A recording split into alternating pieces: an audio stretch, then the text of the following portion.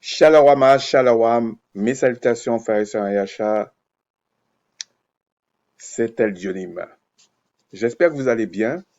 Par la grâce du Tout-Puissant, je me porte bien. Je me porte bien. Et puis, j'espère que c'est pas que la connaissance qui grandit chez nous, mais si vous voulez, la connaissance sans la pratique, sans la réalité, ça sert à rien. C'est un peu ce que, d'une certaine manière, je pense que c'est l'apôtre Jacques qui disait, la foi sans les actes, en fait, sans euh, l'obéissance à la loi, elle est vaine. Ça sert à rien, quoi. C'est-à-dire que ça produira rien. C'est plutôt ça qu'il disait, ça produira rien. Euh, T'as beau dire, j'appartiens au Créateur, le Créateur est mon Père, Christ est mon Seigneur, mais si t'as pas de puissance, c'est que tu mens, voilà, ou que tu as des choses à apprendre. C'est comme ça. Après, il faut comprendre comment ça fonctionne, il faut intégrer tous les éléments, un peu comme la personne qui te dit, ouais, j'ai le médicament miracle, mais tu connais pas la posologie, tu connais pas quelle quantité mettre, à quel moment le prendre. En fait, ce médicament-là peut être un poison pour toi, parce que tu sais pas exactement comment ça fonctionne. C'est un peu la même chose si je fais un peu court. Et aujourd'hui, on va parler d'une quatrième partie de entre la foi et la loi. La première fois, on avait vu le principe. Bon, j'ai remis les titres, hein, le principe. Deuxième, j'ai vu les définitions de la foi, enfin une forme de définition, une définition de la loi, de la grâce. J'ai pas vu la loi parce que la loi j'avais fait dans une autre. Et là, on va voir les alliances.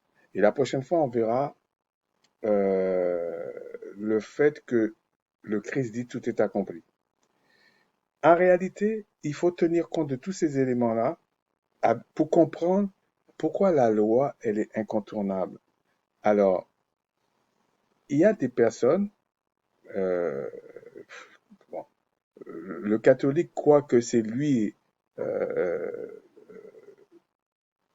c'est lui l'Église de Christ, les autres sont rien, et ils te font même croire que l'apôtre Pierre, tous les apôtres étaient des catholiques. Ben oui, j'ai entendu un prêtre qui allait dire ça à des enfants en fait. Déjà, bon, on va revenir sur certains éléments par la suite. Par exemple, euh, c'est étonnant que tous les apôtres, en fait, tous les disciples, quand on va dans la Bible, étaient catholiques, apostoliques, romains, parce que c'est ce qu'il faut dire. C'est ça l'appellation. Il ne faut pas enlever le romain. Ils n'étaient pas romains. Et Rome représentait quelque chose pour eux. C'était l'ennemi. Donc c'est pas vrai. En plus, il y a autre chose. Un jour, je vais faire un truc sur l'apôtre Pierre, qu'on dit c'est le premier pape. C'est encore une foutaise, ça. Christ a dit comment l'apôtre Pierre allait mourir, allait partir en fait de ce monde. Et eux, ils disent qu'il a été pendu au bois, bon, ils n'ont pas le mot crucifié là, comme Christ, à 64 ans. C'est pas vraiment ce que le Christ a dit, ok? Et puis en plus, effectivement, on n'a pas tous les livres. On a les livres que eux, ils ont rassemblés, qu'ils ont mis au grand public. Voilà. J'en profite pour dire que, en fait, ce qu'on appelle les Juifs, les Judéens, tout ça, là, les Israélites, ce sont pas ceux qu'on dit qui sont là. Pareil pour les. Alors ils ont dit non, il y a les Askénazes, on sait que c'est pas vrai, que c'est pas des Juifs, on va dire, même si on prend le terme général. Les Séfarades, c'est pas eux, c'est pas les vrais. En fait, tout est faux. Ok. Mais il fallait pas s'étonner. Il faut pas s'étonner que tout soit faux à ce niveau, puisque même dans l'actualité, tout est faux. Les gens continuent à faire croire que Trump et son administration, ils sont bêtes. Ils limitent la cage, je vous dis, ils font rien du tout. La vocation des Américains, c'est de garder l'Europe esclave. Je dis esclave, même pas serviteur, esclave. Sinon, ils s'en sortiront pas. C'est fini. On parle de l'indépendance nucléaire, des choses comme ça. Je ne veux pas m'attarder trop sur ça. Mais un pays comme la France, il a beau dire tout ce qu'elle veut, ils ont qu'à visser entre eux euh, l'approvisionnement en uranium, c'est fini. Donc, même si ils essaient de dire oui, mais je peux acheter ailleurs, avec quel argent? Avec du papier? Ça marchera pas, ça.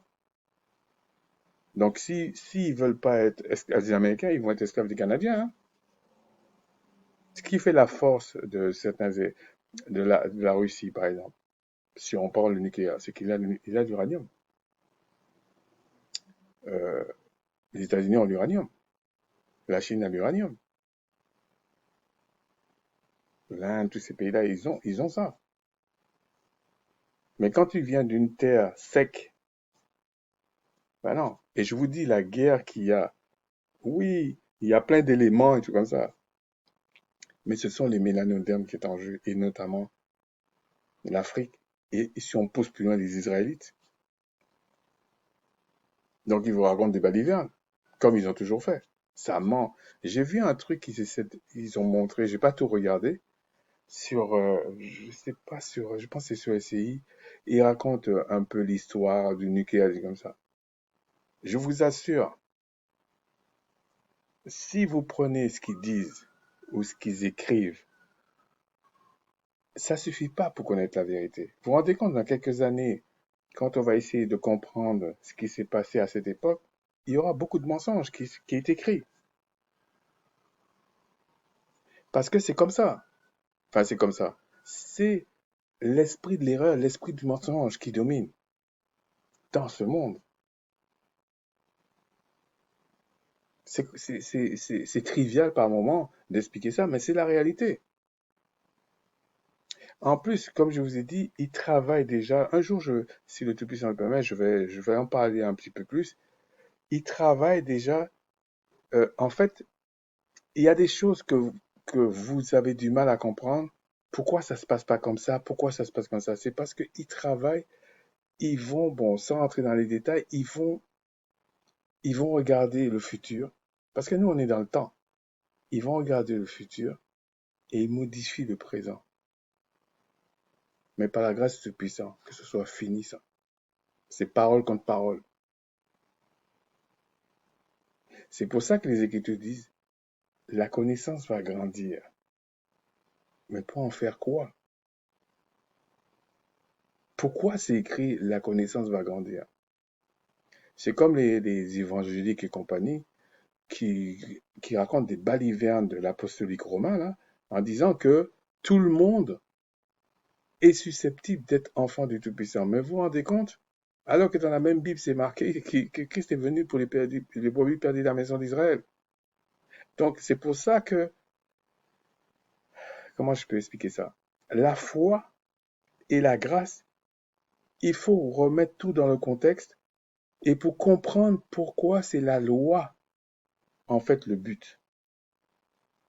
Et dans cette partie-là, on va aborder la chose et on va voir, bon, ça va être assez court, hein, mais c'est simplement pour rappeler ça, ces événements-là, et comprendre la foi, la grâce, et arrêter de prendre les autres pour des imbéciles quand ils vous disent ou quand ils te disent que la loi est incontournable. Je disais que, par exemple, les kamites, par exemple, ceux qui se disent kamites, qui racontent des inepties, en fait. Ce sont des inepties. Un jour, je vais essayer d'en parler un peu plus longuement. Mais par exemple, ils vont vous dire que la société africaine, notamment, était matriarcale. Non, par la force des choses. Parce que si les hommes allaient à la guerre, ils mouraient, etc., ben, les femmes restaient là. Alors, ils vont vous prendre toujours l'exemple de quelques Amazones, mais c'est un épiphénomène. C'est pas, c'est pas vrai, en fait. Déjà, génétiquement, biologiquement, c'est la semence de l'homme qui donne l'espèce. Même dans l'ADN, l'haplogroupe, tout le travail qu'on fait. Tout le travail qu'on fait, quand je dis qu'on fait, pas moi, mais tout le travail qui est fait. Comment vous pouvez penser que la société africaine a survécu depuis des milliers d'années avec un concept matriarcal? C'est du n'importe quoi. La preuve, en fait, on devait comprendre que c'est une supercherie tout simplement quand on regarde le féminisme. L'idée est peut-être bonne au départ, mais la pratique, c'est faux. C'est pas possible, en fait. Mais on va pas trop s'attarder sur ça. Et il y a un autre truc aussi qui revient souvent, de dire oui que la Bible a copié sur l'Égypte antique ou a copié sur les Sumériens ou a copié sur ceci, cela. Mais en réalité, il faut bien comprendre que oui, il y avait des écrits, mais la société était beaucoup plus orale parce que les gens parlaient entre eux et il y avait un peu d'ordre. Alors qu'aujourd'hui, c'est devenu individualiste et on a mis en avant uniquement l'écriture. Et contrairement à ce que les gens peuvent penser, c'est pas parce qu'on a mis en avant l'écriture que le mensonge n'a pas surabondé. Ce n'est pas pareil. Parce que pour transmettre quelque chose, l'écriture suffit pas. C'est pour ça que dans les écritures, c'est marqué la lettre tue, mais l'esprit vivifie. L'écriture, c'est un pas, mais ce n'est pas l'essentiel. Et d'ailleurs, aussi, on peut dire, si l'écriture n'est pas bon, comme certains essaient de faire croire, ouais, la lettre tue, tout ça, pourquoi dans les écritures, c'est marqué, dans les cieux, c'est écrit? C'est simplement des pistes parce que je vais revenir sur ces détails-là. Donc, je disais que c'est pas étonnant que qu'on voit des choses comme ça parce qu'on ne sait pas qui a commencé par rapport à qui. Surtout que les Israélites ont vécu des siècles en Égypte. Même si on dit oui, c'est pas les 430 ans, peu importe, mais ils ont vécu des siècles. Et même après, il y avait comment dire, euh, des contacts avec les Égyptiens. Donc, ce n'est pas parce qu'en Égypte, c'est écrit en hiéroglyphe certaines choses que c'est là la source. Hein. Ça, c'est raconter des histoires à des enfants. Et c'est pareil pour les Sumériens, c'est pareil pour les autres. Hein.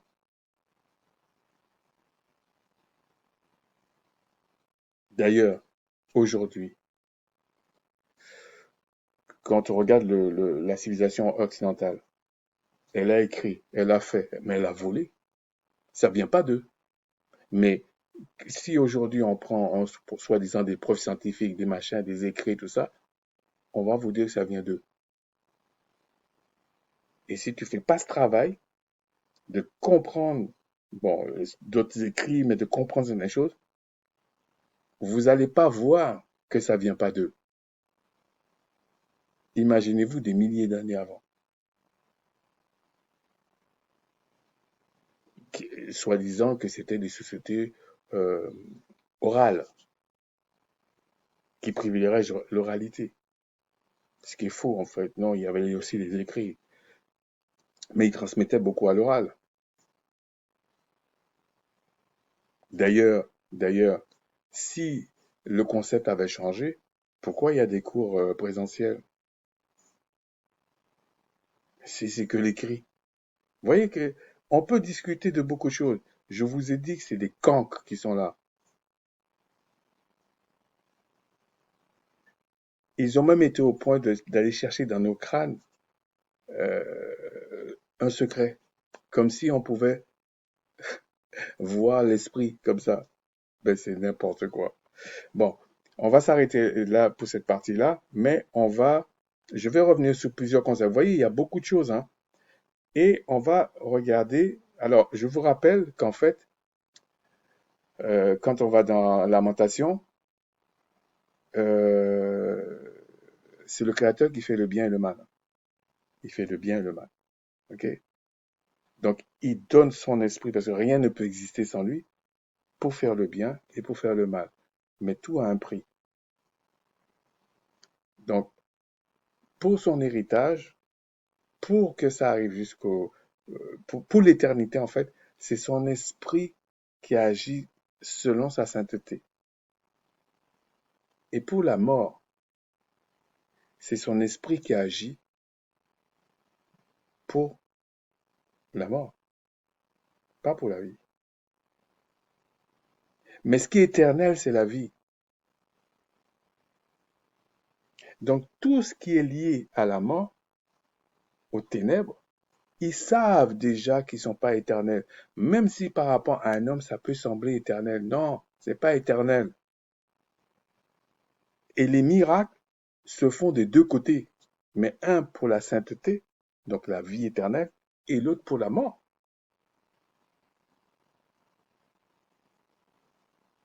Donc un miracle en lui-même ne me garantit pas que c'est bien. C'est bien pour ça que c'est écrit que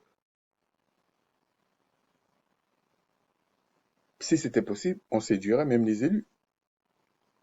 C'est pour ça que c'est écrit si c'était possible. Donc on va regarder euh, la partie pour les alliances, mais c'est un aspect bien particulier que je veux aborder. Alors si on va dans Hébreux 9, 11 à 15, on va le relire. Mais Christ est venu comme souverain sacrificateur des biens à venir. Il a traversé le tabernacle plus grand et plus parfait, qui n'est pas construit de main d'homme, c'est-à-dire qui n'est pas de cette création. Il est entré une fois pour toutes dans le lieu très saint, donc il faut comprendre comment s'est réparti le temple. En tout cas, la partie du temple qu'on a révélée aux hommes.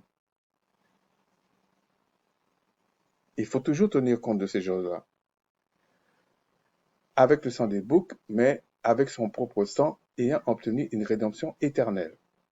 Car si le sang des taureaux et des boucs et la cendre d'une vache répandue sur ceux qui sont souillés sanctifie et procure la pureté de la chair, procure la chair, combien plus le sang de Christ qui par un esprit éternel s'est offert lui-même sans tâche au Tout-Puissant, purifiera-t-il votre conscience des œuvres mortes afin que vous serviez euh, le vivant, le pouvoir vivant. Enfin, on peut même dire la source même de la vie. Et c'est pour cela qu'il est le médiateur d'une nouvelle alliance, afin que la mort étant intervenue pour le rachat des transgressions commises sous la première alliance, ceux qui ont été appelés reçoivent l'héritage éternel qui leur a été promis. Donc là, on voit qu'il y a deux alliances, qui est, je parle dans le contexte de la rédemption. Il y a deux alliances. Ça ne veut pas dire que le Créateur a fait que deux alliances. Si on lit les Écritures déjà, on voit qu'il a même fait des alliances avec l'Égypte. Il a fait des alliances avec la Syrie. Pas la Syrie en deux mots, là, en un seul mot. Il a sûrement fait d'autres choses à des moments donnés avec des peuples, mais jamais. Là, on parle pour son héritage. C'est particulier. C'est particulier. C'est bien pour ça qu'on a commencé, qu'ils ont voulu chercher dans nos crânes. Ça montre le niveau d'idiotie qu'ils ont. Ça peut choquer les gens, mais c'est idiot de faire ça. Ça veut dire qu'il y a quelque chose de fondamental que tu n'as pas compris.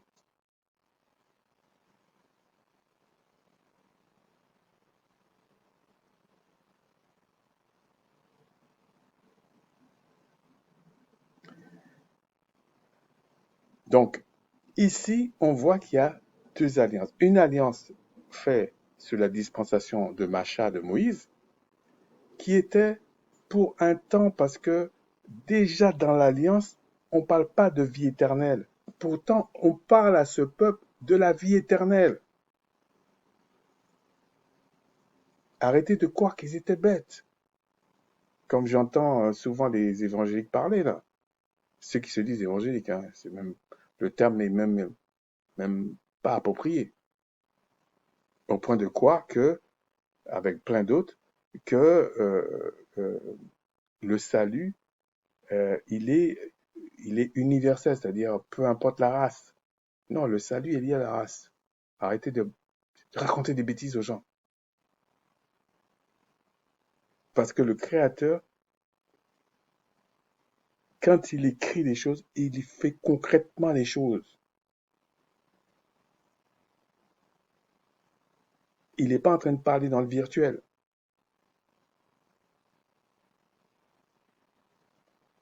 Et c'est pour ça que Christ dit, en gros, si tu es aveugle, tu vas rien comprendre. Tu auras des oreilles, des yeux, mais tu vas pas comprendre les choses. Alors, ils ont inventé des concepts cartésiens, machin, ils ont inventé des concepts. Mais on a l'habitude. Une chose qui est sûre, voilà ce qui est écrit dans ce qu'ils prennent comme référence. Donc, et la nouvelle alliance est en rapport avec la première.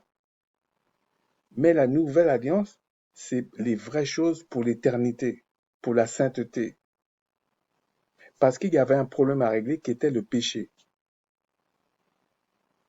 Et le péché, c'est la transgression de la loi. Vous pouvez tourner comme vous voulez. C'est la transgression de la loi. Que ce soit maintenant, que ce soit il y a des millions d'années en arrière, et même si des milliards d'années en avant. C'est la transgression de la loi. Et la loi régit le charnel comme le spirituel, quand je veux dire le céleste. Le terrestre comme le céleste. Pourquoi la loi est comme ça? C'est parce que celui qui a créé le terrestre et le céleste, ben, c'est lui qui fixe les règles. C'est aussi simple que ça. Donc, dans la dispensation de Macha et dans la vie éternelle, c'est la même loi, mais qui régit tous les aspects. Heureusement, vous ne pouvez pas dire que le Créateur est parfait et qu'il a donné une loi. Non. Par contre, ce qu'il a fait, c'est que comme le problème du péché n'était pas réglé dans la dispensation qu'il a révélée à Macha, il a fallu le sang des animaux. Mais c'était pour la purification de la chair. Mais le péché était toujours dans l'âme. Et avec le Christ, il ôte le péché dans l'âme. C'est pour ça qu'on parle de la vie éternelle. Mais comment ça s'est manifesté après le Christ? Est-ce que vraiment c'était des choses nouvelles? Euh, Est-ce que c'était des choses nouvelles? On va aller dans euh, Hébreux 8, 6 à 13. Alors, qu'est-ce qui est dit?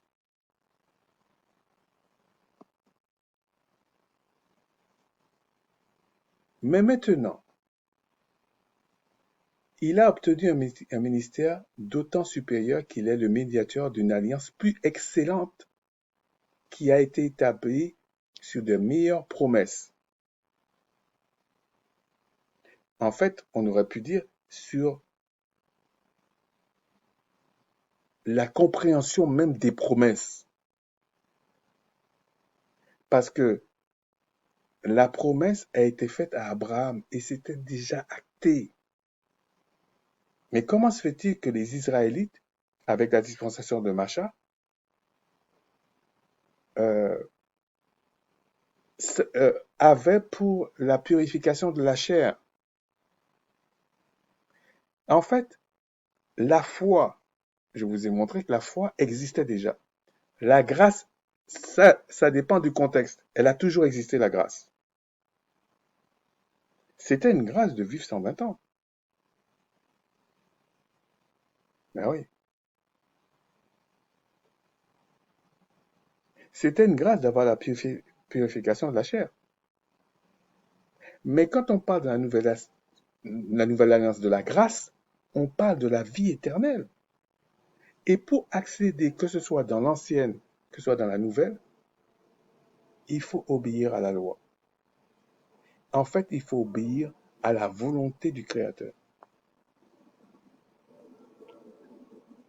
Et pour que personne dans l'héritage soit surpris, on connaît la loi. Et la définition du péché, c'est la transgression de la loi. Il n'y a pas de cachotterie là. On n'a pas besoin. Tant que le péché est là-dedans, là, dans l'âme, tu présentes la loi, le péché il est là. Mais c'est pas la loi en elle-même qui est, euh, qui est pour la mort, en fait. La loi, euh, euh, si vous voulez, c'est comme un repère. C'est comme une boussole. Si on vous dit que là, c'est le nord, et vous voulez aller au nord, si tu prends le contraire, tu vas dans le sud, par exemple, ou l'inverse. Donc, si tu veux avoir la vie éternelle, il faut qu'il y ait plus de péché. Mais tu peux pas enlever le péché toi-même. Voilà un problème. Puisque c'est le Créateur lui-même qui a mis le péché dans l'homme. C'est lui qui a fait. Contrairement à ce que les gens pensent, il n'y a rien qui l'échappait en fait. Mais pourquoi il a fait ça? Parce qu'il enseigne, il enseigne ses propres enfants. Un peu comme des parents ou un père qui a un enfant et puis qui lui montre quelque chose de mal et qui lui dit, tu vois, si tu fais ça, c'est ça qui va t'arriver. Tu veux le faire? Et l'enfant dit, non, non, non, je veux pas. C'est comme ça. Et quand t'enlèves le péché, là, t'as pas envie de retourner là-dedans. Par la grâce du puissant, t'as pas envie. Bon. En effet, si la première alliance avait été sans défaut, bon, quand il dit défaut, contrairement à ce que je suis désolé, les cancres vous racontent, quand on dit si la première alliance avait été sans défaut, on parle, elle pouvait pas te permettre d'avoir la vie éternelle. C'est tout. Donc c'était un défaut par rapport à ça. Si on peut exprimer ça comme ça. Il n'aurait pas été question de la remplacer par une seconde. Mais qu'est-ce qui a été remplacé en fait? Ce n'est pas la loi.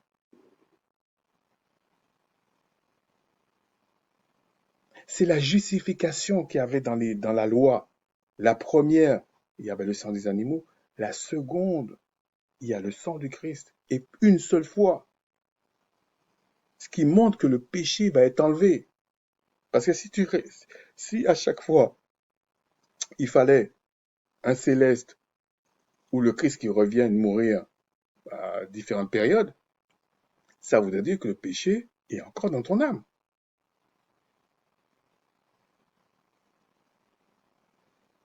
Car c'est avec l'expression d'un blâme que le Seigneur dit à Israël, voyez, toujours, voici les jours viennent, dit le Seigneur, où je ferai avec la maison d'Israël et la maison de Juda une alliance nouvelle. Là, ici, quand il dit maison d'Israël et de Juda, parce que la mission du Christ, en dehors du fait qu'il s'est sacrifié et tout ça, c'était de sauver la maison d'Israël dans son ensemble, c'est-à-dire les, les deux royaumes. Bon, là, ici, quand il dit maison d'Israël et maison de Juda, il parle des deux royaumes.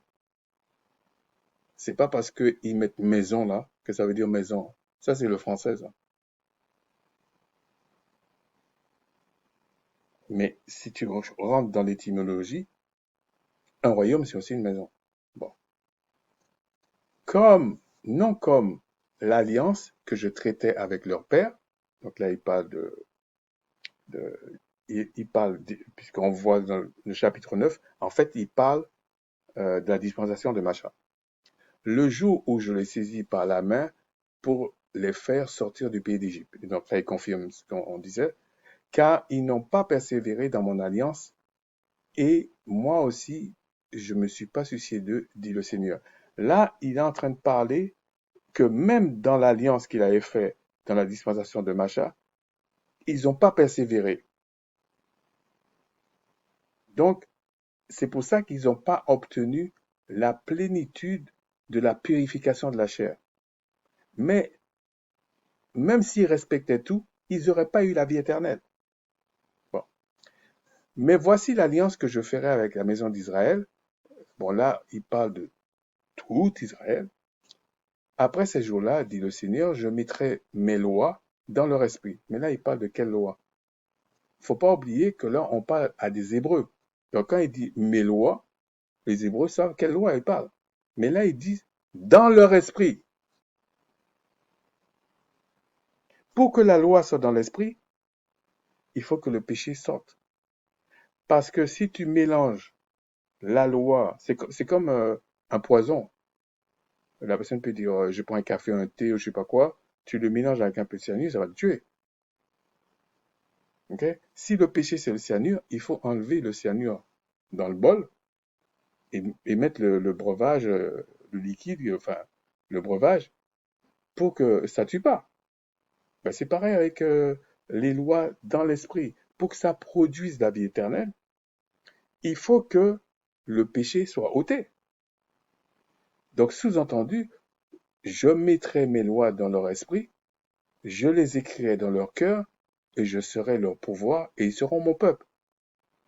Quand il parle de ça, il a jamais imaginé, la personne qui a écrit ça, et qui a dit ça aux Hébreux et tout ça, il a jamais imaginé que des siècles après, il y a des bourricots, je suis désolé, qui va interpréter ça autrement.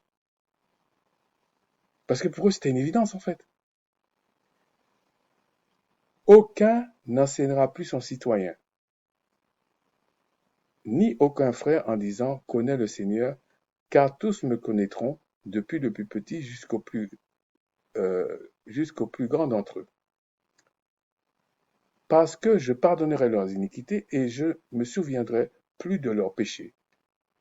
En disant une alliance nouvelle, il a déclaré que la première ancienne, donc il n'a pas dit la défaut, hein, parce qu'il faut prendre tous les textes généralement. Or, ce qui est ancien, c'est ce qui a vieilli et est près de disparaître. Donc là, ici, on va dire, ouais, mais il est en train de parler, c'est pas. Non, il fait référence à quelque chose qui s'est passé, qui a été dit dans le passé,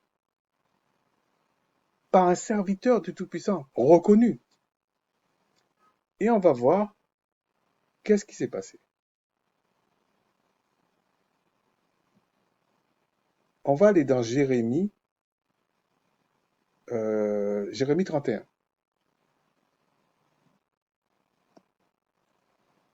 Et on va lire de 33-37. Voici l'alliance que je ferai avec la maison d'Israël. Après ces jours-là, dit le Tout-Puissant, je mettrai ma loi au-dedans d'eux, je l'écrirai dans leur cœur, et je serai leur pouvoir, et ils seront mon peuple. Celui-ci n'enseignera plus son prochain, mais ni celui-là son frère, en disant, connaissez le Tout-Puissant. Car tous me connaîtront, depuis le plus petit jusqu'au plus grand, dit le Tout-Puissant, car je pardonnerai leur iniquité. Leur iniquité, c'est que tu connais la loi, mais tu transgresses, pour faire court. Et je me souviendrai plus de leur péché, de la transgression de la loi. Donc il prend le même texte dans la Nouvelle Alliance pour justifier la vie éternelle. Donc c'est la même loi dont il parle. Okay? Ainsi parle le Tout-Puissant qui a fait le soleil pour éclairer le jour, qui a destiné la lune et les étoiles pour éclairer la nuit, qui soulève la mer, qui fait mugir ses flots, lui dont le nom est éternel des armées. Et voilà ce qu'il dit. Si ces lois viennent de cesser devant moi, dit le Tout-Puissant, la race d'Israël aussi cessera pour toujours d'être une nation devant moi. Donc même si vous dites qu'Israël est spirituel, c'est une aberration, uniquement spirituel, donc toutes les races, voilà, c'est comme si l'homme n'est que chair. Non, l'homme n'est pas que chair, il y a une partie spirituelle, même si quand le Créateur dit l'homme n'est que chair, je vais le réduire à 120 ans, c'est que là, il y a le péché en lui, c'est tout. C'est ça que ça veut dire. Ainsi parle le Tout-Puissant. Si les cieux en haut peuvent être mesurés, si les fondements de la terre en bas peuvent être fondés, alors je rejetterai toute la race d'Israël à cause de tout ce qu'ils ont fait, dit le Tout-Puissant. Donc, il fait référence à cette partie-là. Donc ici, il parle de Jérémie, en fait. Il parle de Jérémie dans Hébreux 8. Il parle de Jérémie, de ce qu'il a dit.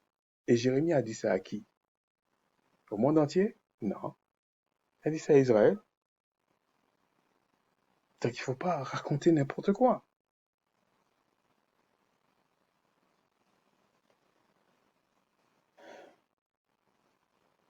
Quand Jérémie a dit ça à Israël, les autres peuples, là, ils savaient quoi?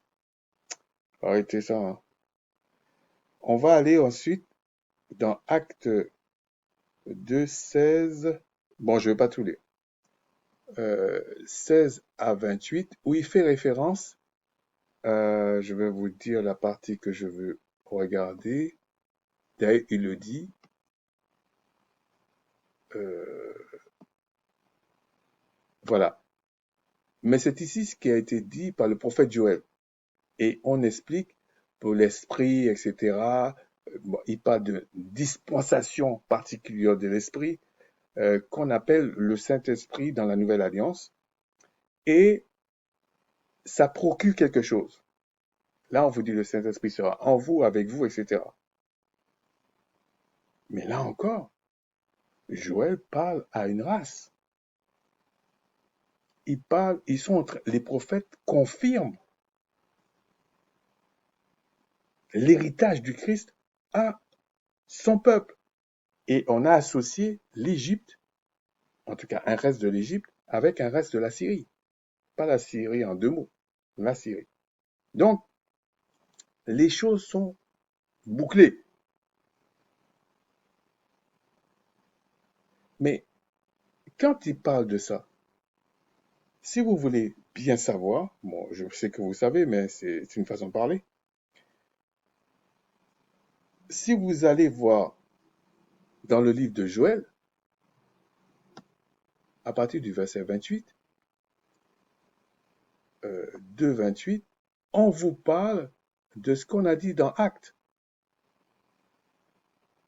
Et on sait que ça a été accompli quand la dispensation du Saint-Esprit est rentrée dans le monde. Ça ne veut pas dire que l'Esprit du Créateur n'est pas là tout le temps. On parle d'une dispensation particulière pour rentrer dans la vie éternelle, pour que le péché sorte de ton âme. Et ça passe par la repentance, certes, mais c'est pour enlever les actions dans l'âme, dans le cœur, qui t'a mené à transgresser cette loi-là que le Créateur a révélée. Alors tu peux faire comme l'Église catholique, apostolique, romaine, en disant que non, la lettre tue, machin, et puis tous les ont répété ça. Mais ils ne sont pas l'héritage. Et là, on vous explique comment l'Esprit va venir. Comment, à qui. Mais on parle toujours d'Israël, l'héritage. On ne parle pas des faux là, que eux-mêmes savent qu'ils sont faux. Et je vous dis, ça va se manifester. C'est fini. Peut-être certains vont devenir dingues, hein. C'est pas grave.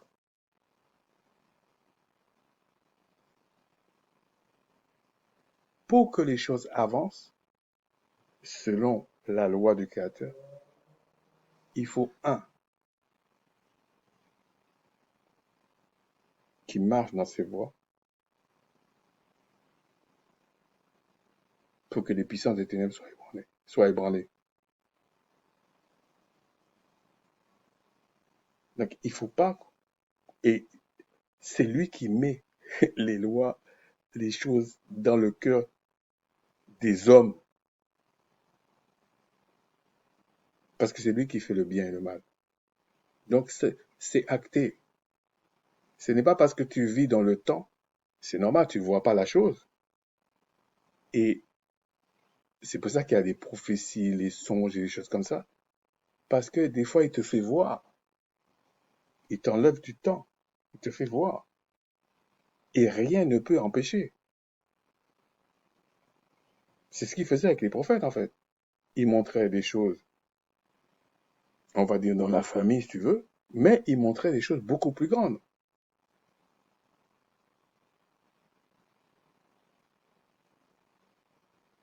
Et comment expliquer que quelqu'un voit quelque chose qui va se passer, euh, qui n'a rien à voir avec sa famille, rien à voir avec son peuple, par exemple, mais qui se passe dans le monde? Ça veut dire que les choses sont écrites. Les choses peuvent être écrites à l'avance.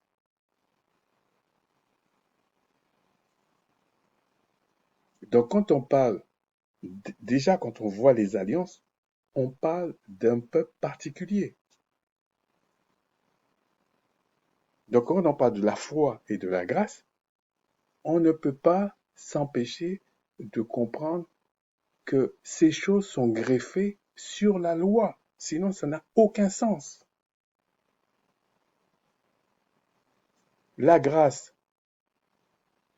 c'est pour que tu ne pêches plus. Mais pécher, c'est transgresser la loi. Comment atteindre ça? Ce n'est pas par tes propres forces. C'est pour ça qu'il faut la foi. La foi, c'est la confiance en le Tout-Puissant. Et c'est lui qui te donne cette foi-là. Ça veut dire qu'il y en a d'autres de foi. C'est lui qui te met cette confiance en toi. Parce que il a prédestiné son peuple à la vie éternelle. Point barre. Et il réveillera son peuple quand il veut. D'ailleurs, à ce propos, je veux voir aussi si je ne veux pas faire une vidéo pour comprendre un peu ce qui se passe, par exemple, dans certains endroits en Afrique. Est-ce qu'ils sont vraiment musulmans? Est-ce qu'ils sont vraiment, je ne sais pas quoi là? Parce qu'il y a des études d'ADN, d'aplogroupe, etc.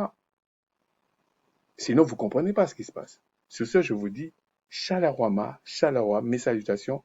Et la prochaine fois, on fera la dernière partie. Et si le Tout-Puissant le permet, je vais peut-être faire, c'est pas que je vous fais languir, c'est parce que, bon, si le Tout-Puissant le permet, je vais le faire. Les 3 jours et les 3 nuits. Sur ce, je vous dis, Shalawama, Shalawa.